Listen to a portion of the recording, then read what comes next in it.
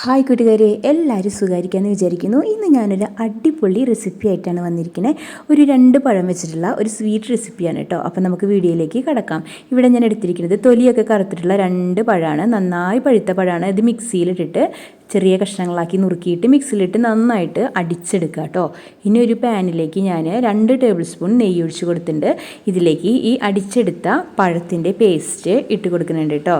ഇനി ഇത് നന്നായിട്ട് നമുക്ക് ഈ പച്ച ഒരു മണമൊക്കെ മാറണ പോലെ നമുക്കിത് നന്നായിട്ട് നെയ്യിലൊന്ന് വഴറ്റി എടുക്കണം. ഇനി ഞാൻ ചേർത്ത് കൊടുത്തിരിക്കുന്നത് 1/2 കപ്പ് ശർക്കരപ്പൊടിയാണ് ചേർത്ത് കൊടുത്തിരിക്കുന്നത്. ശർക്കര ഒഴിക്കിയായാലും കുഴപ്പമില്ല കേട്ടോ. ഇതിപ്പോൾ എൻ്റെ കയ്യിൽ പൊടി ഉള്ളത് കൊണ്ട് ഞാൻ ശർക്കര പൊടിയാണ് ചേർത്ത് കൊടുത്തത്. പിന്നെ ഒരു 1/2 ടീസ്പൂൺ ഏലക്കായ പൊടിച്ചതും 1/2 കപ്പ് വറുത്ത അരിപ്പൊടി ചേർത്ത് കൊടുക്കുന്നുണ്ട് കേട്ടോ. ഇനി ഇതെല്ലാം കൂടിയിട്ട് നന്നായിട്ട് ഇളക്കി മിക്സ് ചെയ്തിട്ട് എടുക്കാം. ആ അരിപ്പൊടി എല്ലാം ആ പഴത്തിൻ്റെ പേസ്റ്റിൽ നന്നായിട്ട് ഇതുപോലെ ആയി കിട്ടണം കേട്ടോ. ഇപ്പം നമുക്ക് ഫ്ലെയിം ഓഫ് ചെയ്തിട്ട് തണുക്കാൻ വെക്കാം. ഇപ്പോൾ ഇത് തണുത്ത് വന്നിട്ടുണ്ട്. ഇനി നമുക്ക് ഇഷ്ടമുള്ള ഷേപ്പിലേക്ക് ഇത് മുറിച്ചെടുക്കണം. ഇപ്പോൾ ഞാനിതൊരു മോൾഡ് വെച്ചിട്ട് ഒരു പൂവിൻ്റെ ഷേപ്പിലാണ് ഞാനിത് കട്ട് ചെയ്തിട്ട് എടുത്തിരിക്കുന്നത് കേട്ടോ.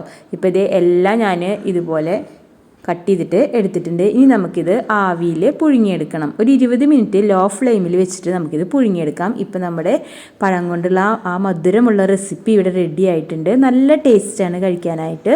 കുട്ടികൾക്കൊക്കെ ഇത് നല്ല ഇഷ്ടപ്പെടും. ചായക്കൊക്കെ കൂടെ കഴിക്കാനായിട്ട് അടിപൊളി ടേസ്റ്റാണ് കേട്ടോ. അപ്പോൾ എല്ലാവരും ഇതൊന്ന് ട്രൈ ചെയ്ത് നോക്കുക. അപ്പോൾ കറുത്തിരിക്കുന്ന പഴം ആരും കളയാതെ ഇങ്ങനെ ഒന്ന് ചെയ്ത് നോക്കുക കേട്ടോ. ഇതിപ്പോൾ നല്ല രുചിയുള്ള ഒരു പലഹാരമാണ്. അപ്പോൾ എല്ലാവർക്കും വീഡിയോ ഇഷ്ടമായാൽ എന്നെ ഒന്ന് സപ്പോർട്ട് ചെയ്യുക, സബ്സ്ക്രൈബ് ചെയ്യുക. മറ്റൊരു വീഡിയോയിലൂടെ വീണ്ടും കാണാം. ബൈ.